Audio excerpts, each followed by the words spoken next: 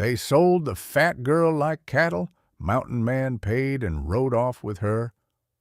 At dawn, they're paying more for that scrawny cow than for you. The auctioneer jeered, his voice rolling over the frozen yard.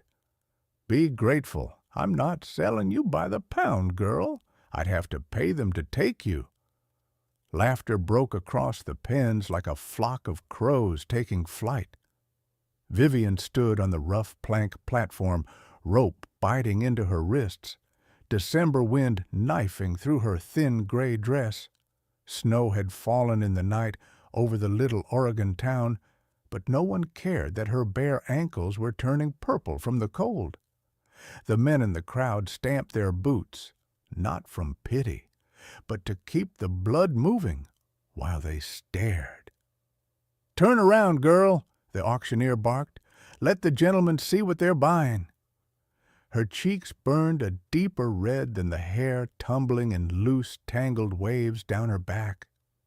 She was not small. Broad hips strained the seams of the worn dress, soft belly pressing at the buttons, full arms mottled from work and old bruises.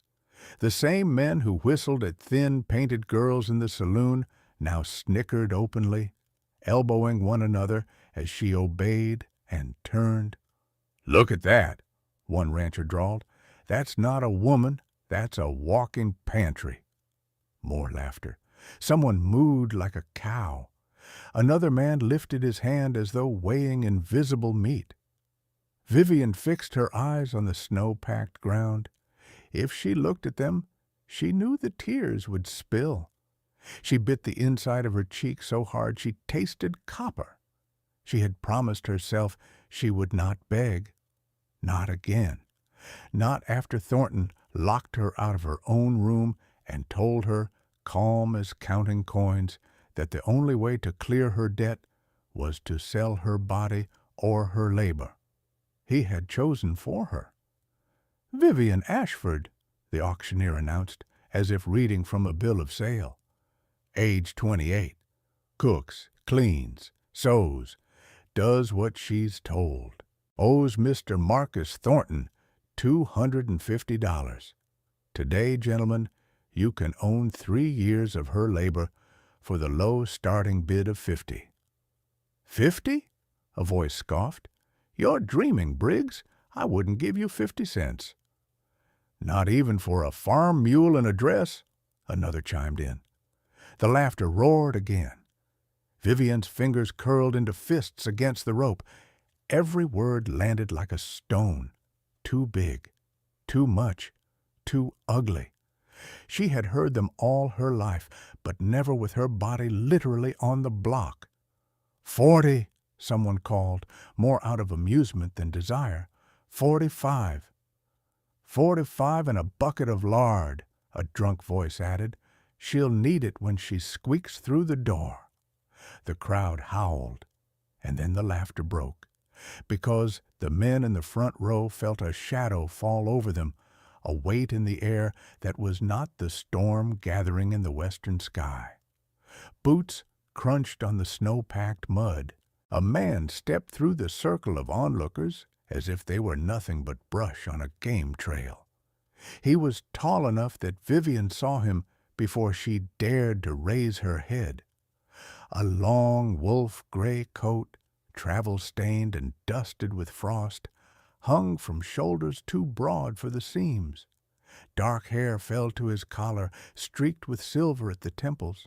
A thick beard, wind-burned skin, and eyes the color of winter steel took in the scene with one slow, measuring sweep. The crowd went quiet in the way men do when they recognize something dangerous. "Logan Sterling," someone whispered, "wolf of the high country." He did not look at them. He looked at her. For the first time that day, Vivian met a pair of eyes that held no mockery, no hunger, no cheap amusement, only a tired, level anger that did not seem aimed at her at all. "How much?" His voice came, low and rough from cold and miles of mountain air. The auctioneer blinked. "For the girl?" "For her," Logan said, nodding once. And for every man here who thinks she's worth less than a cow. If you were standing in that frozen auction yard with Vivian right now, watching this mountain man step out of the snow, where in the world would you be listening from? Tell me your city or country. The wind kicked up thin spirals of snow between the pens as the auctioneer cleared his throat, trying to recover his swagger. Well now, Sterling, didn't expect you to crawl off your mountain this time of year. You here for supplies or spectacle? Logan ignored him. His gaze stayed on Vivian, steady, unreadable, almost solemn. She felt exposed beneath it, but not the way she had felt under the crowd's mocking eyes. This was different. It was as though he were seeing everything the others refused to see. "How much?" he repeated. The auctioneer lifted his ledger with theatrical slowness. "Girl owes Thornton $250. Starting bid was $50. We're at $45, someone shouted, purely to provoke a reaction. $45 and a bucket of lard, the drunk added again, grinning. Vivian's breath hitched. She stared down at her shoes, trying to shrink into herself. Shame wrapped around her, like the cold. Logan stepped closer. The boards under the stage groaned. "You boys done?" His voice wasn't loud, but something in it made the jeering stop. The kind of tone men heard from someone who dug graves in frozen soil and carried bodies out of blizzards. Silence washed over the yard. The auctioneer shifted, eyes darting between Logan and the men who'd been laughing a moment ago. "Well, bidding's still open." "200, Logan said. A ripple of surprise moved through the crowd. No one had expected that. Vivian's head snapped up, eyes wide. 200 was more money than she had ever seen in one place. More than anyone would pay for her cooking or sewing or scrubbing floors. Thornton pushed through the crowd, puffed up with false authority. His fur-lined coat strained over his belly, breath steaming in the cold. "Sterling, you can't walk in here and—" "200, Logan repeated, turning slightly toward him. "Cash." Thornton's mouth opened and closed once, like a carp gasping on a riverbank. Then he forced a smile. "Well, since you're so eager, I'm not finished." Logan's expression didn't change. 250. Wipe her debt clean. No one in the yard breathed. The auctioneer stammered, That settles the account." Vivian felt the world sway.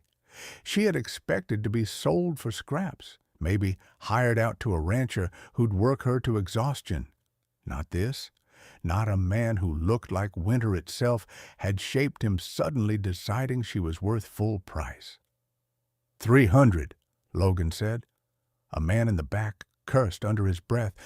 Even Thornton's eyes widened. 300? Why in God's name would you— "For the medicine." Logan's voice was flat. "I heard you've been hoarding veterinary stock. I need what you got. You want money? Now you have it." Understanding snapped into place across Thornton's face. Greed replaced confusion. "Ah, your horses, the famous Sterling herd." He chuckled. "Very well. You buy the girl, the medicine's yours." Vivian looked between them, her heart pounding so hard she felt it in her throat. Bought, traded, valued the same way someone might value a saddle or a coil of rope. Yet the look Logan gave her wasn't ownership. It was closer to apology. The auctioneer slammed his gavel on the wooden post. "Sold!" The word cracked through the icy air like a whip. Thornton clapped his hands once, satisfied. "Untie her." The rope fell away. Vivian rubbed her wrists, red and raw. She couldn't find her voice. Too many things caught in her throat: fear, humiliation, disbelief, and a thin thread of something she hadn't felt in years: relief. Logan stepped to the edge of the platform and extended a hand. "Come." She hesitated, not because she feared him. She knew instinctively he wouldn't hurt her, but because she wasn't sure her legs would hold. The boards under her feet felt unsteady, as though the world had shifted angles. She slipped her hand into his. Heat surged up her arm. His palm was rough, cracked from cold and rope and reins, yet his grip was steady and, God help her, gentle. He lifted her down from the platform as if she weighed nothing at all. Men in the crowd murmured, some surprised, some scornful, some quietly ashamed, but Logan didn't spare them a glance. He guided Vivian through the slush toward a tall, smoke-colored gelding tied to the rail. She stumbled once on the ice. Logan caught her without a word, steadying her with the ease of a man who'd spent years calming spooked colts. "Why?" Her voice was barely more than breath. "Why would you spend so much on someone like me?" He fixed the buckle on the saddlebag before answering. "Because it was the right thing to do." "No one's ever said that to me." "Then they should have." Snowflakes drifted between them. He handed her a wool blanket from the saddle, his tone even. "It's a long ride. You'll need this." As she wrapped it around her shoulders, embarrassingly grateful for the warmth, she whispered, "What happens now?" Logan rested one hand on the saddle horn, the other holding the reins. "Now?" His eyes met hers again, steady, unwavering. "Now, I get you somewhere safe." "Safe." She repeated the word like it was foreign. "Yes." He nodded once. "Safe." Behind them, the auctioneer was already calling out for the next lot. Laughter rose again. Coins clinked. The world moved on. But Vivian didn't. She stood beside the man who had just changed the course of her life, snow settling softly in her hair, and realized she was no longer shivering from the cold. The gelding stamped once, sending a spray of powdery snow into the air as Logan adjusted the saddle. Vivian stood close, her fingers tightening around the wool blanket he'd given her. The town behind them buzzed with familiar cruelty. Laughter, gossip, the slap of boots against the icy ground. Yet all of it sounded distant now, muted beneath the cold thrum of uncertainty in her chest. "Up you go," Logan said. I've ridden only a handful of times." "I'll be behind you. You won't fall." His voice held no doubt, only quiet assurance. Vivian placed one foot in the stirrup. The horse shifted under her weight, and for a moment she nearly slipped, but Logan's hands steadied her waist, guiding her into the saddle as if lifting a feather. Heat rushed to her face, not embarrassment exactly, but something close. He swung up behind her with a single smooth motion. An arm braced at her side, not touching her, but close enough she could feel the solid warmth radiating from him. Snow crunched beneath the gelding's hooves as Logan nudged him forward. "Lean back slightly," he murmured. She obeyed. "Good." They left the town, its buildings shrinking behind them until only the church steeple pierced the horizon. Ahead, the wilderness opened, an endless stretch of white, feeding into the dark timberline and the jagged teeth of the mountains beyond. Vivian pulled the blanket tighter. "How far is your home?" 40 miles, she swallowed. "That seems far." "It is." Another gust of wind scattered snow across the road. Branches rattled like bones overhead. "Mr. Sterling." "Logan?" She hesitated, then tried again. "Logan, why do you live so far from everyone?" "Because the mountains don't lie." The answer came so simply it startled her, but he didn't elaborate, and she didn't dare ask what lies he'd run from. For several miles, only the steady rhythm of hooves filled the silence. The wind carried the scent of pine and wood smoke, not from town, but from some distant cabin in the foothills. She breathed it in, letting it replace the sour smell of the auction yard still clinging to her memory. At a narrow bend, the road dipped sharply. Ice glistened beneath a thin crust of snow.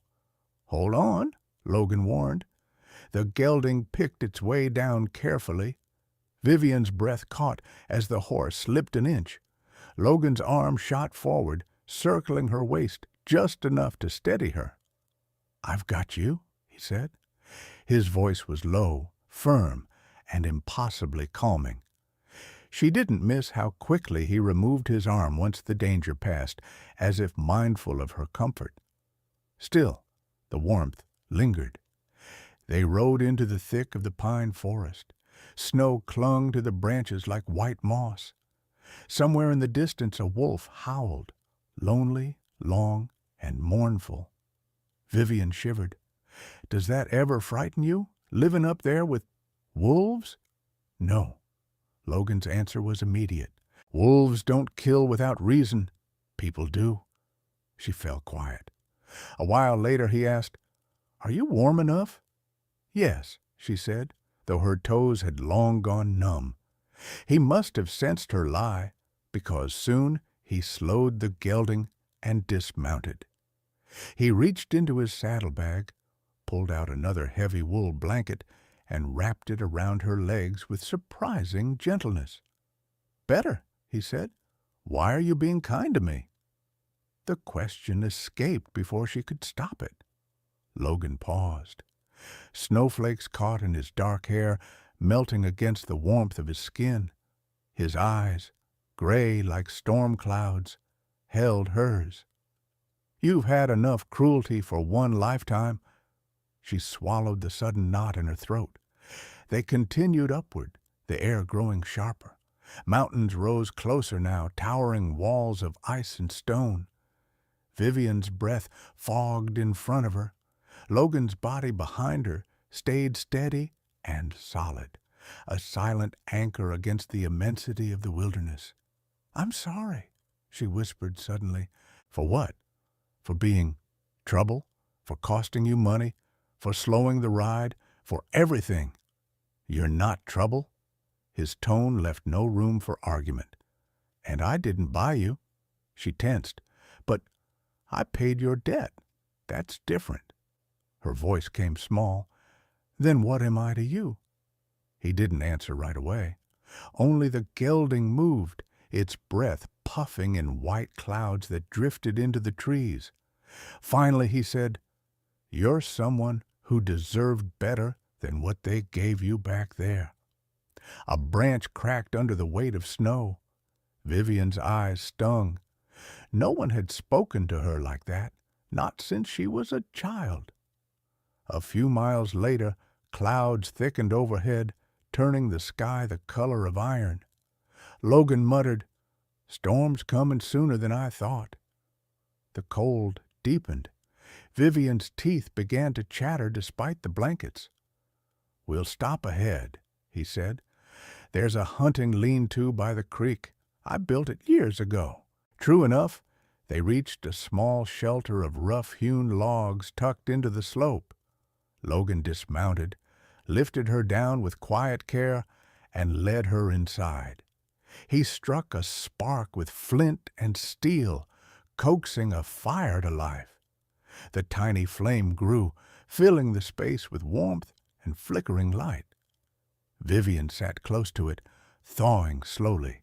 Logan handed her a tin cup of hot water he'd melted from snow. She held it like a treasure. "Thank you," she whispered. He nodded once. Outside, the wind howled, tearing through the pines like the voice of something ancient. Inside, for the first time in years, Vivian felt safe. When the storm finally eased, Logan stamped out the fire and helped her back onto the horse. They continued their climb through the last of the drifting snow until, at last, A cabin appeared beneath the ridge, sturdy, weathered, smoke curling from its chimney. "Is that your home?" she asked softly. "Yes." "And Thunder? Your horse? He's there?" His jaw tightened. "I hope so." The gelding picked up speed. Vivian felt Logan's urgency in the way his body shifted behind her, determined, protective, afraid in a way he didn't show on his face. As they closed the distance, she whispered, "I hope he's all right." Logan said nothing, but his hand tightened on the reins. The cabin rose from the snow like something carved out of the mountain itself. Thick log walls, a stone chimney puffing pale smoke, windows glowing faintly in the late afternoon light. It was larger than Vivian expected, sturdier too, as if built not merely to survive winters, but to defy them. Logan swung down first. Before she could protest, he lifted her off the saddle, steadying her as her boots sank into the snow. "You all right?" he asked. "Yes," she whispered, though her knees trembled from the long ride. Inside the stable, the world changed, warmer, quieter, filled with the earthy scent of hay and animals. Logan strode ahead to the far stall. "Thunder!" he called softly. The answering sound was weak, barely a grunt. Vivian stepped closer, heart tight in her chest. The horse lay on its side, breath ragged, steam rising faintly from its body. Its spotted Appaloosa coat looked dull under the lantern light. Logan dropped to his knees beside him. "I'm here," he murmured, stroking the horse's neck. "I'm back." Thunder lifted his head an inch and let it fall again, exhausted. Without another word, Logan opened his saddlebag, prepared the vial of medicine, and coaxed the horse to drink. It took patience, gentle pressure on the jaw, a soft voice, steady hands. But after long minutes, Thunder swallowed the dose. Vivian watched, struck by something she hadn't expected. Tenderness. Real, steady tenderness from a man who looked as though his bones had been carved from stone. When it was done, Logan stayed kneeling in the straw, forehead against the horse's warm flank. Only after a long moment did he rise and turn to her. "You should get warm," he said. "Inside." He opened the stable door and motioned her toward the cabin. The moment she stepped in, heat wrapped around her like a blanket. A fire crackled in a wide stone hearth, filling the room with golden light. The interior was simple but surprisingly homelike. Wooden shelves lined with jars and tools, a heavy table scarred from years of use, 2 chairs, a woven rug, and a kitchen area with neatly arranged pots. It felt lived in, cared for, and yet empty in a way she couldn't quite name. "Sit," Logan said, removing his gloves and boots. He hung his coat by the fireplace and handed her a clean wool shirt. "It's warm. Change into it while I get supper started. Your clothes need to dry." She hesitated. "Where should I?" He pointed down a short hallway. "Second room on the right. It used to belong to someone. It's yours now." Used to belong? Vivian didn't miss the shadow crossing his face. She nodded and slipped into the room. It was small but tidy. A single bed, a handmade quilt, a shelf with a few books, and a small window that framed the snowy pines outside. She changed quickly, folding her damp dress over a chair. When she returned to the main room, the smell of simmering broth greeted her. Logan stood at the stove, stirring a pot suspended over the fire. "I didn't expect—" She stopped, embarrassed. "Didn't expect what?" he asked without turning. "That you'd know how to cook." He shrugged one shoulder. "A man alone learns, or he starves." Vivian took a small step closer. I could help. You need rest more than I need help. I'd rather be useful." He finally looked at her.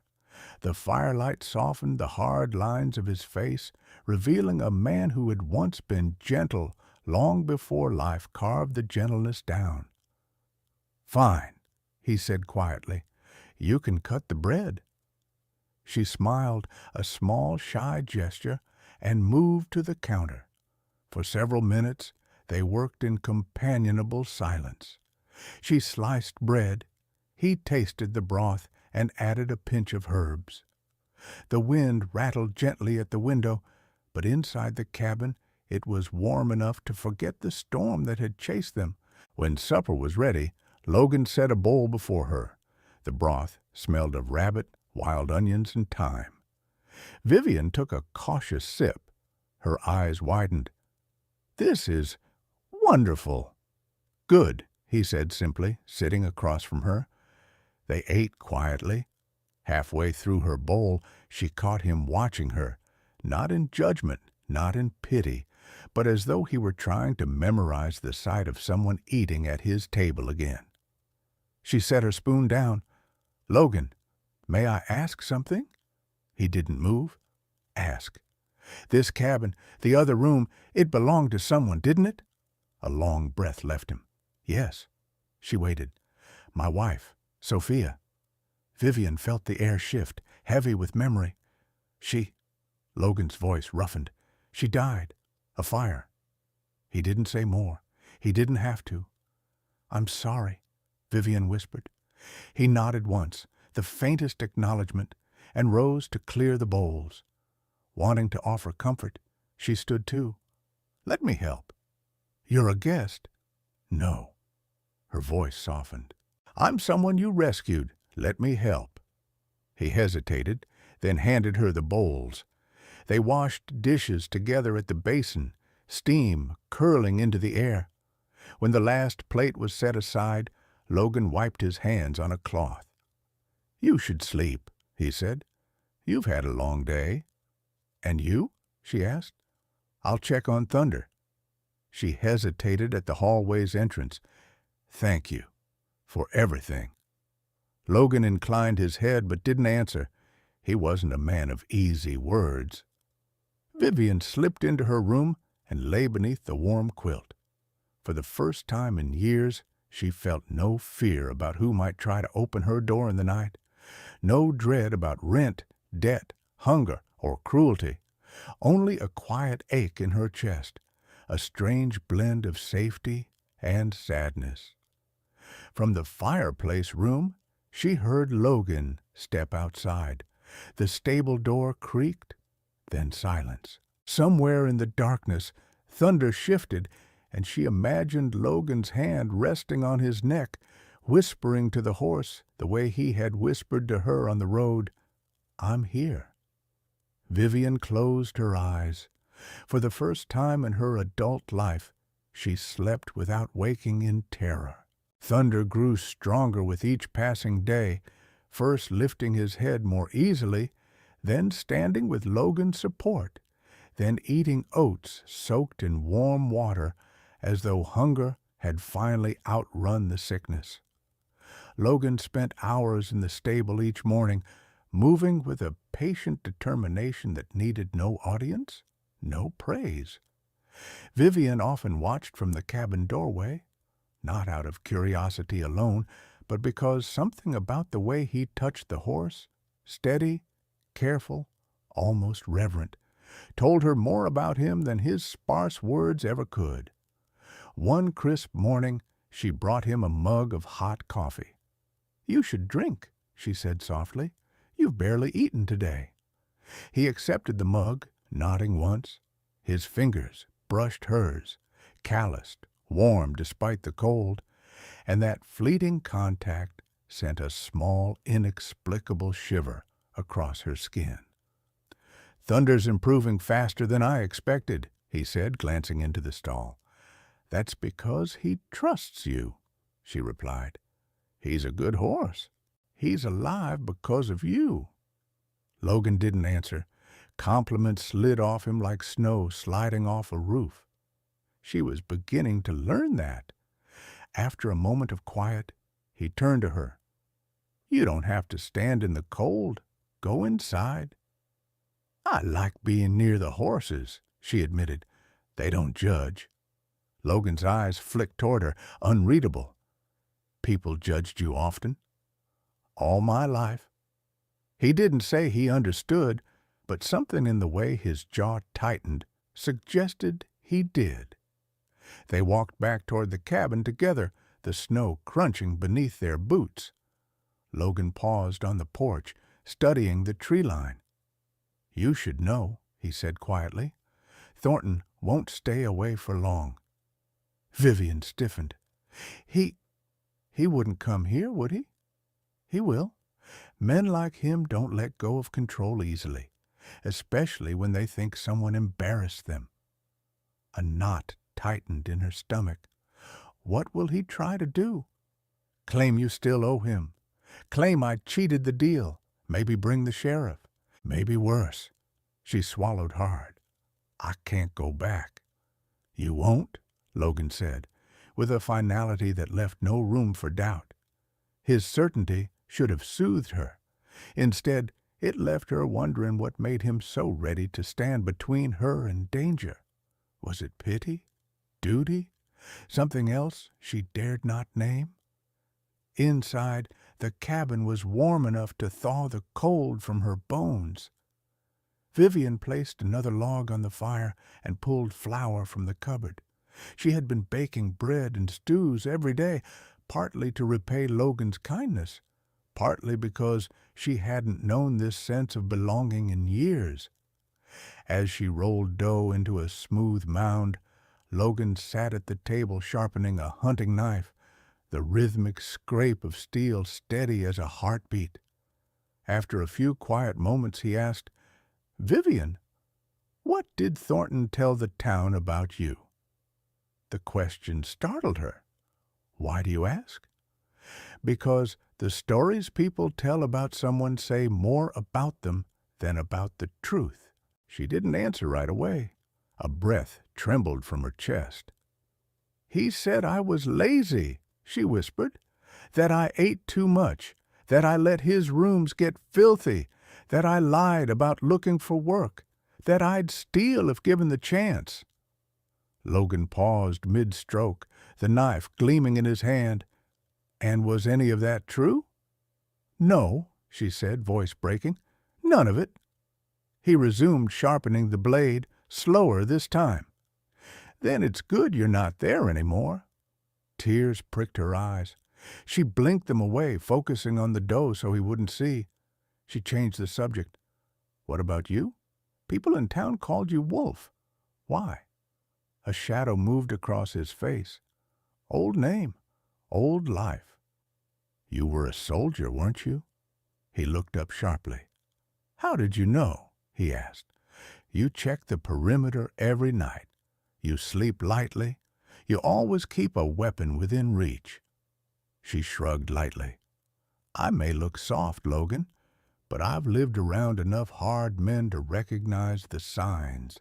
For the first time, a hint of something like surprise flickered in his eyes.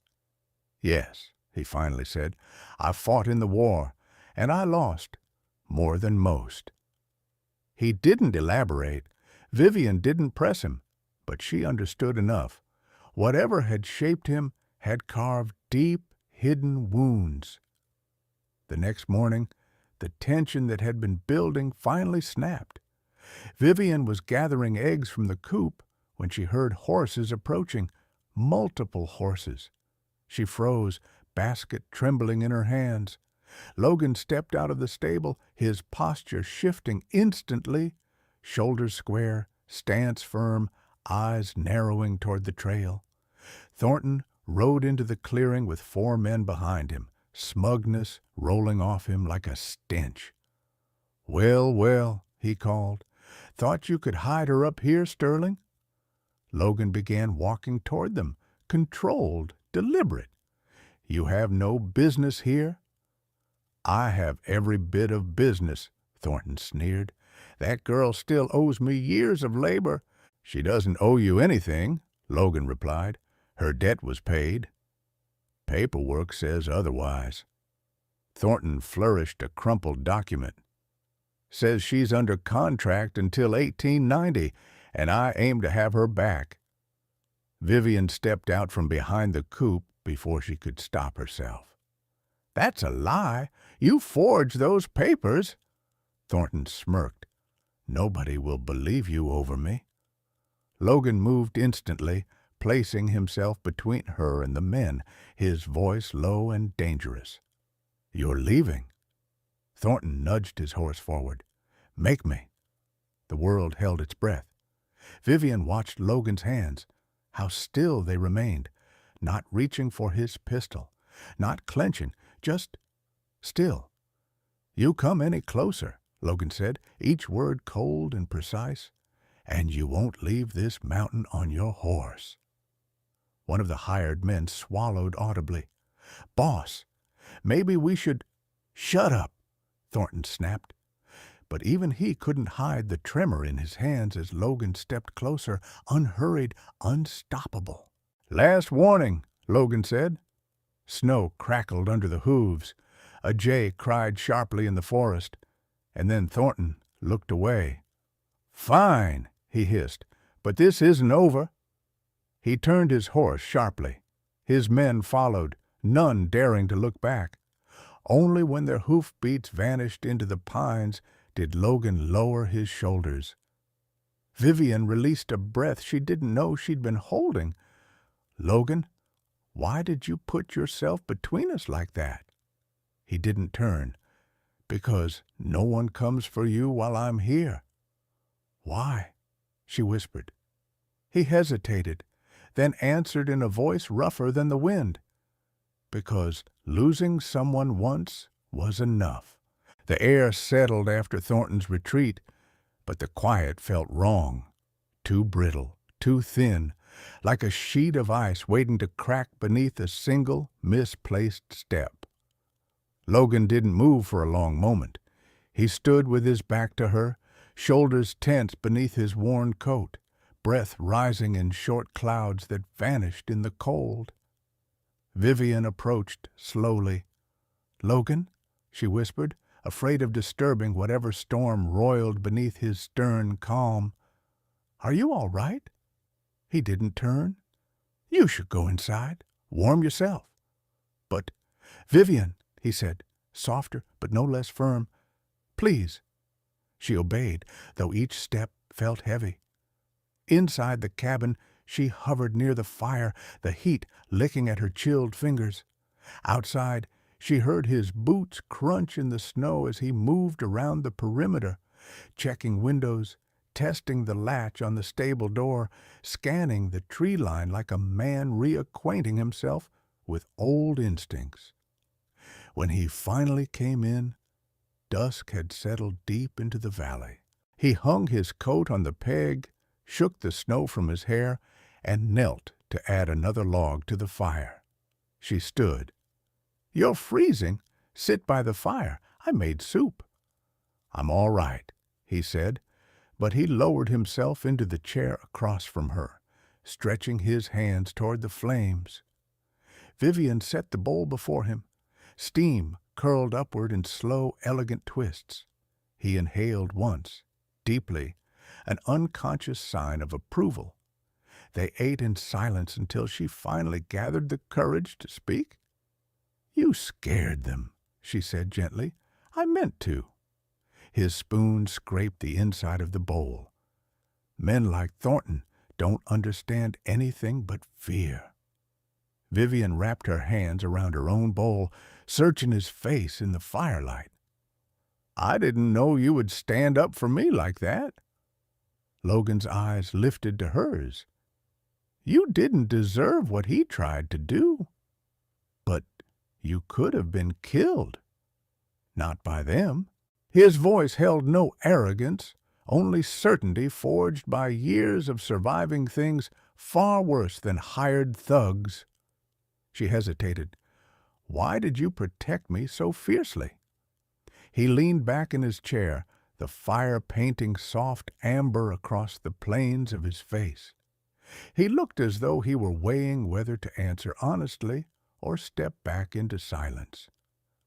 "I once failed to protect someone," he said at last. "It won't happen again." His gaze flicked toward the hallway leading to Sophia's old room. The pain in his expression was so raw that Vivian placed her bowl down, her appetite suddenly gone. "I'm not her," she whispered, "not as a reminder, but as an apology." "I know." His voice was low, steady. "But you don't deserve to be hunted, Vivian. You deserve a place where no one can hurt you." She swallowed. "Is that what this cabin is? A place no one can reach?" "For me," he said, "it's been nothing else." He paused, then added, "Until you." Her breath stilled. "What do you mean?" He didn't answer with words. Instead, he stood and walked to the door. He unlatched it, opened it wide to the cold, and let the winter wind sweep in. Vivian shivered. "Logan, you see that?" he said, pointing to the darkness beyond the porch. "That's the world I lived in. Silence, snow, empty nights, no footsteps, no voice calling my name, nothing." He closed the door gently, shutting out the storm. Then he turned back to her. "And now, when I hear you humming in the kitchen or sweeping the floor, the cabin doesn't sound empty anymore." Her heart tightened. He stepped closer, not looming, not overwhelming, just present, solid, radiating the quiet strength she'd come to trust. "I don't know what to call this," he admitted. "I don't know what it means yet. But when Thornton rode toward you today, my body moved before my mind did." He paused. "I only know that I didn't want him to take you from me." Tears gathered in Vivian's eyes, not from fear or sorrow, but from something warmer, sharper. She rose slowly, her voice barely a whisper. "Logan, I didn't want to be taken from you either." The fire crackled softly. The wind moaned beyond the walls. And then Logan reached for her hand, large and calloused, enveloping hers with a gentleness that undid her completely. He didn't pull her close. He simply held her hand, as though that single point of contact steadied something inside him he hadn't realized was tipping. "Vivian," he said quietly, "you're safe here." Her tears slipped free, warm against her cheeks. With her other hand, she covered his, holding him just as tightly. For the first time in his cabin and in her life, neither of them felt alone. Night settled over the mountains with a calm that felt earned, not given, like the land itself was offering them a brief truce. The wind softened. Snow drifted lazily past the window instead of raging against it. Inside the cabin, the fire glowed low and warm, the kind of light that made shadows gentler, edges softer. Logan didn't release her hand until she sank back into her chair, and even then his fingers lingered, as if letting go required more effort than he expected. He returned to his seat across from her, the fire throwing amber across his eyes, turning the steel gray into something warmer, almost tender. Vivian wiped her cheeks, embarrassed by her tears. "I'm sorry," she murmured. "I didn't mean to cry." "You don't need to apologize for feeling safe," Logan replied. The words settled over her like a quilt pulled up on a cold night. Simple, warm, true. For a long moment, neither spoke. They listened to the soft crackle of the logs, the distant groan of settling snow on the roof, the faint nicker of thunder from the stable. Vivian couldn't remember the last meal she'd eaten without fear curling in her stomach. Couldn't remember the last time a man spoke to her without cruelty hiding behind every word. "You said something earlier," she said softly, staring into the orange glow, that the cabin used to be nothing but silence. Her voice trembled. Is it really different now? Logan exhaled slowly, as though the truth was heavy, but welcome. Yes, it is. Vivian lowered her gaze. I've never been anyone's comfort before. That's not true, he said more firmly than she expected. You're stronger than you know, and you brought life back into a place that forgot what it felt like. She blinked hard. I only bake bread and sweep floors. You breathe, he said. That's enough. Her heart fluttered so unexpectedly she rested a hand over it. After a moment, she rose and added another log to the fire. The flames leapt higher, illuminating the quiet corners of the cabin, the empty rocking chair, the shelf of worn books, the old quilt folded neatly on the couch. For the first time, Vivian felt she understood why Logan had built his walls so thick, why he stayed so distant from the world below. He wasn't hiding bitterness. He was protecting something fragile inside himself. She turned, catching him watching her, not hungrily, not possessively, but with a reverence so unexpected she had to look away. Logan, she whispered, what happens now? He rose from his chair, slow and deliberate, as though careful not to startle her. He approached the fire, stopping just beside her, not touching, simply sharing the warmth. Now, he said quietly, we take it one day at a time. And Thornton? She asked. Let him come. Logan's jaw set with a calm certainty. This cabin stands firm, and so do we. She nodded, a soft breath leaving her. For the first time, we felt real, solid, a promise shaped not by words, but by the man standing at her side, steady as the mountains circling them. Vivian's eyes glistened. Logan, do you really think this place could be my home? He turned toward her fully, his voice nothing more than a gentle vow. It already is, if you want it. Her lips parted, a quiet gasp escaping, a sound of hope she hadn't dared feel in years. The flames danced higher, painting them in warm gold as the storm eased beyond the cabin walls. Behind them, the mountains kept their silent watch. The world outside still waited with its cruelty and claims. But in that moment, by the fire, with his words still hanging in the air, Vivian believed, perhaps for the very first time, that love might be strong enough to face it. Stories on the frontier were often carved from hardship, cold nights, long trails, and hearts learning to trust again. Yet somehow, when two lonely souls found warmth in the same cabin, the wilderness didn't feel so wide anymore. If you've stayed with me through this journey, thank you. Every time you listen, every time you comment, you remind me that stories still bind us across mountains, across seasons, across distances we've never crossed in person.